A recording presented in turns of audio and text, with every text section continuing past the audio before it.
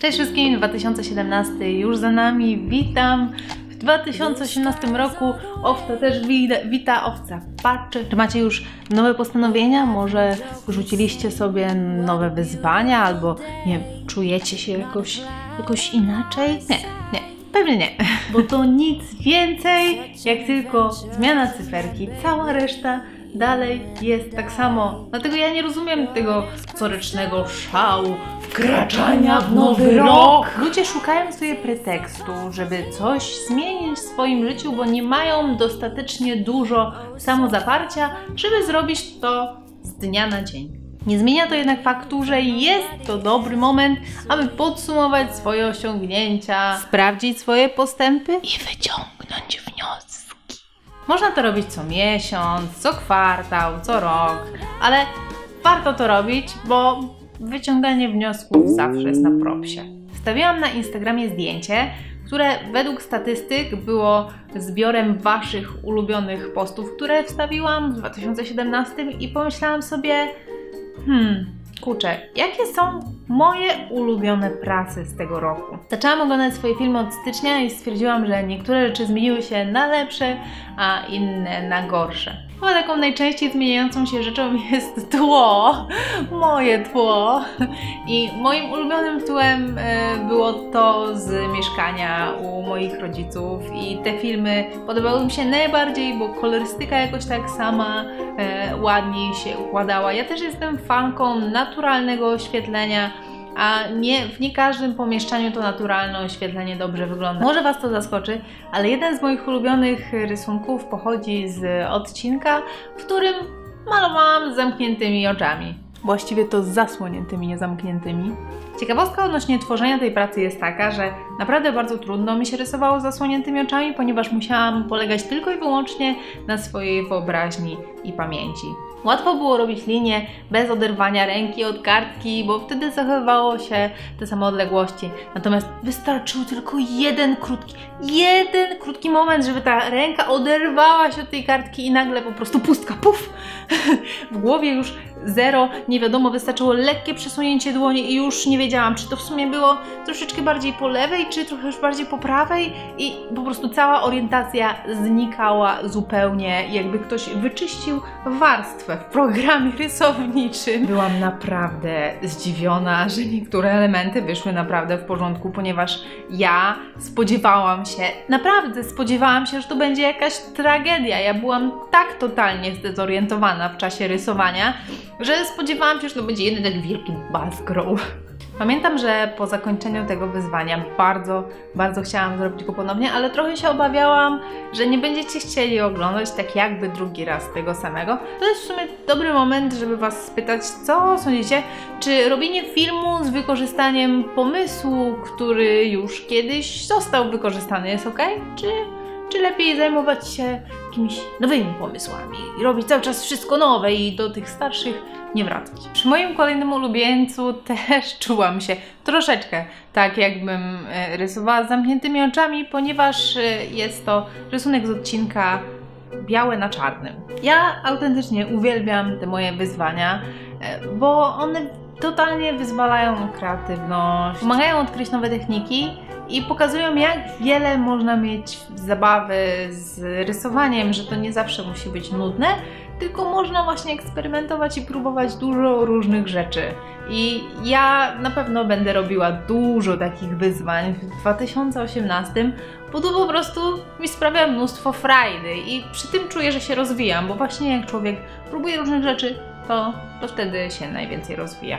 Widzicie teraz, że jestem w nowym miejscu i zawsze mi się marzyło, żeby zrobić na ścianie taką wystawkę moich prac, po prostu żeby powiesić ich mnóstwo w ramkach i wreszcie mogę coś takiego zrobić. Ramki są już zamówione, więc mam nadzieję, że wkrótce będę mogła sobie to wszystko poukładać, ale nie tylko moje rysunki, ale też po prostu takie jakieś obrazy, które mi się podobają. Tak więc jesteście świadkami kolejnej zmiany tła i żegnamy się już z gablotką Daniela.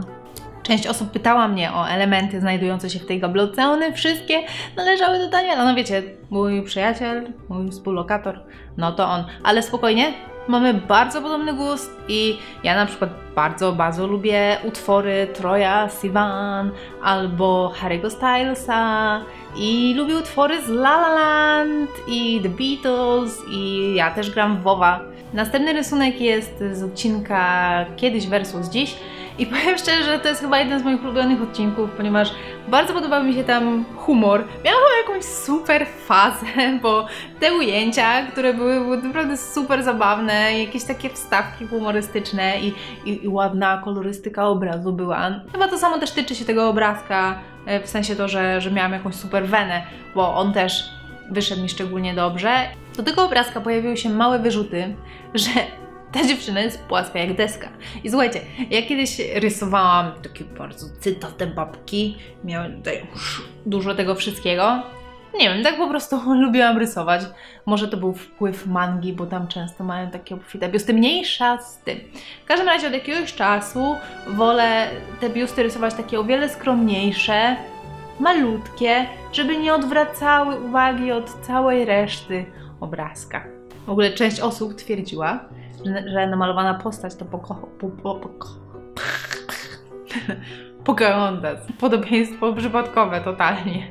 W odcinku Planety jako ludzie obrazki wyszły mi tak dobrze, że przysięgam, nie byłabym w stanie tego powtórzyć na bank.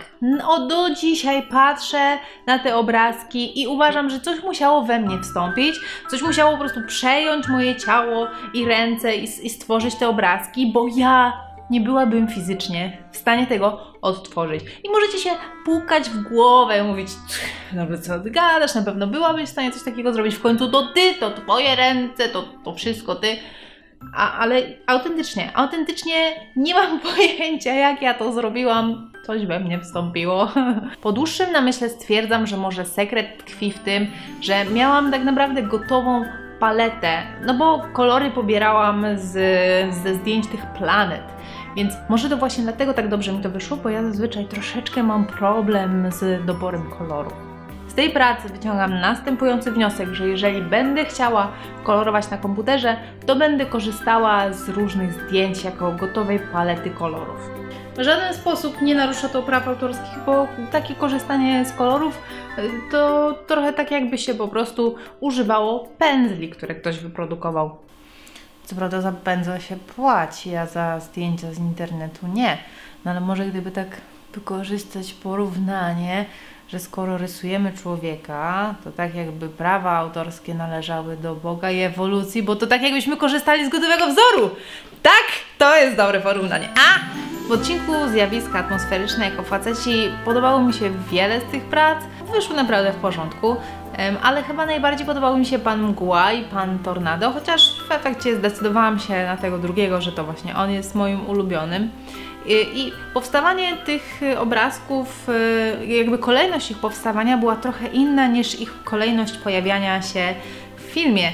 I Pan Tornado tak naprawdę był pierwszym namalowanym przeze mnie mężczyzną. I tak mi się podobały, jak wyszły leciutko tak błękitne cienie na jego skórze, że chciałam to samo powtórzyć, malując Pana Mgłę.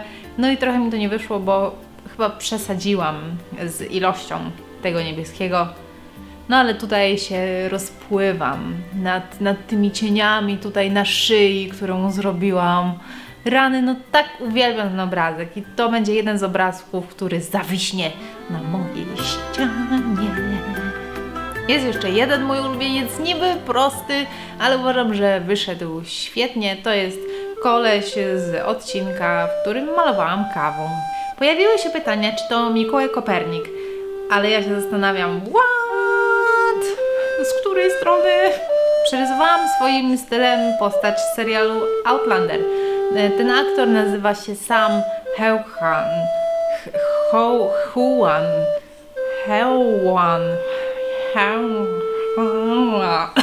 czyli Jamie Fraser.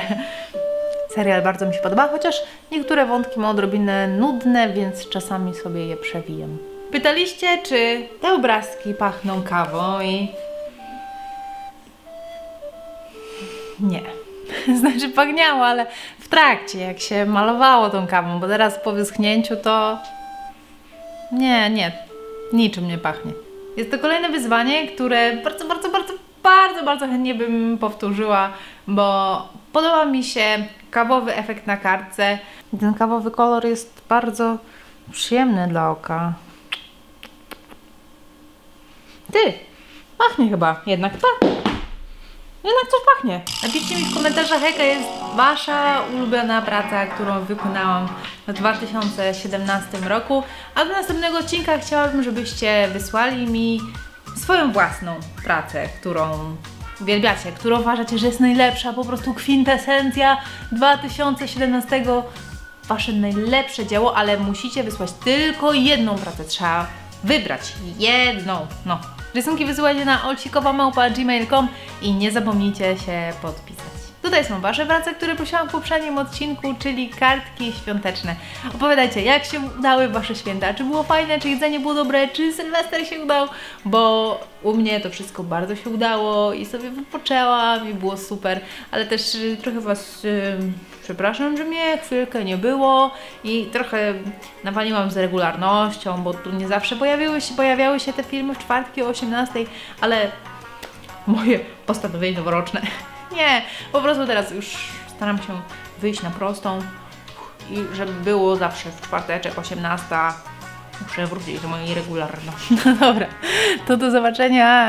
Trzymajcie się i widzimy się wkrótce. Pa, pa, pa, pa, pa, pa.